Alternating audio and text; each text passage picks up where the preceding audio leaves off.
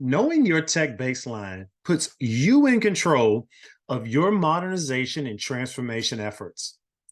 Your tech baseline enables you to strategize and plan effectively, which lowers risk, costs, and ultimately increases your return on investment. In the last video, we talked about the questions to ask and answer regarding your tech baseline. For this video, we'll build on that and give you 5 steps to actually develop your tech baseline. So let's get right to it. Number 1, do your research. You should know what you have, where it's located, who's using it, what it's connected to, the cost associated, and any other information that you can gather, and you should be able to do it relatively quickly. Here's the reality. Most organizations can't do this at all, let alone quickly. So you're safe there if you can't. For this research step, your goal is to discover and compile documentation and information about your tech. Very simple. Therefore, you're going to search for information on things like tech purchases or acquisitions, inventory lists, information from previous audits if you've ever conducted any, agreements you have in place, service contracts, tech manuals, information from your knowledge base or your knowledge management tool if you have one, and more. Once you've gathered as much data and information as possible through your research, analyze your findings to get a better understanding of everything. You're also going to want to develop questions based on the information that you've gathered, like what doesn't make sense or what's potentially missing. Trust me, you'll need that for the next step. Step 2, conduct interviews. This is where you use the analysis and questions that we just talked about to conduct interviews with all of the stakeholders. These don't need to be super formal. You just want to be able to understand what these people know and get it written down. These interviews will inevitably help you fill in many of the gaps from your research and help you to develop a more comprehensive tech baseline. So trust me, there are people in your organization that have been there for years. They use certain tools and systems daily. They know where everything is and all about everything, where it was purchased, who purchased it, who's using and not using it, all of the pain points, workarounds, and more. And guess what? None of this is written down. So none of this will show up in your research. That's why interviews are critical to establishing your baseline. Step 3, conduct an inventory. Now that you're armed with all of the information from your research and your interviews, you're going to want to verify and validate everything. You're going to go out and lay eyes on all the equipment, make sure all the systems talk to each other and everything in between.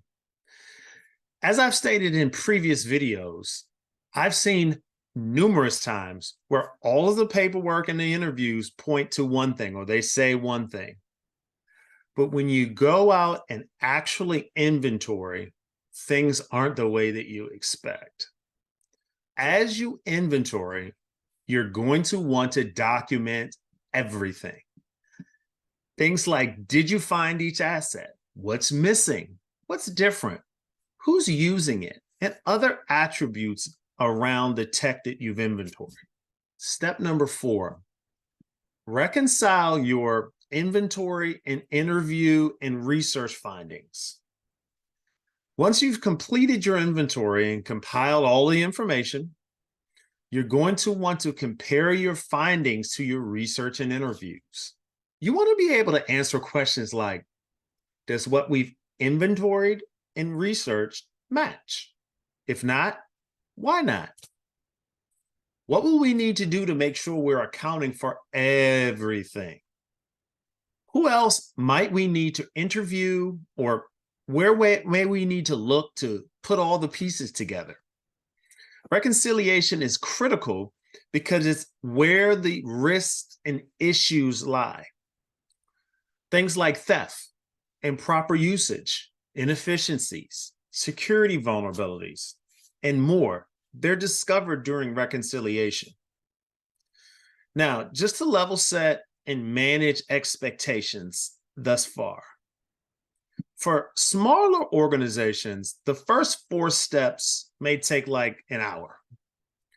But for larger organizations, this could take weeks or months to go through all 4 steps, especially if there are multiple sites or offices spread across a particular region or across the country. Number 5, routine inspections or audits. Now, finally, you finished steps 1 through 4, reconciled everything, and you're done, and you can breathe a sigh of relief. Your baseline is complete. Or is it? What if I told you that almost as soon as you complete your baseline, something will change? Your baseline is now at least slightly outdated. This is why scheduling and executing routine inspections or audits is so valuable. They make sure that you stay on top of everything, all of your tech, and discover changes much faster. If done often enough, they're relatively quick and easy, but they're invaluable in maintaining your baseline. This allows you to make better decisions, strategize more effectively, spot trends and security vulnerabilities, and more. And they allow you to do these things at the speed of business, which is critical. I highly recommend leveraging tech for your inspections and audits so that you can automate as much as possible for efficiencies. Now, finally, now that you have your comprehensive baseline and you're inspecting and auditing routinely, you're in control of your modernization and transformation efforts. Kudos to you. You're no longer held hostage by buying one-size-fits-all solutions and hoping for the best. You're now making informed decisions about what's right for your organization. And ultimately, you will be one of those few 30% or so organizations that can say they were successful in their transformation effort.